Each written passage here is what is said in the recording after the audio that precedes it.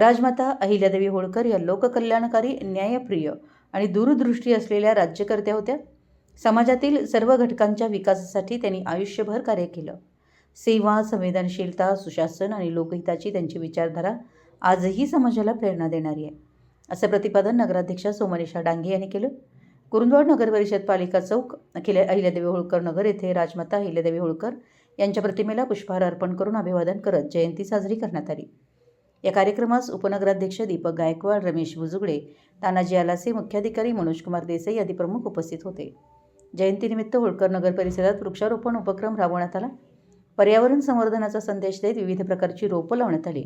तसेच राजमाता अहिल्यादेवी होळकर यांच्या पशुप्रेमाच्या विचारांचा जागर करत जनावरांना चारा वाटप करण्यात आलं. सामाजिक बांधिलकी जपत वृद्धाश्रमात फळांचं वाटप करण्यात आलं.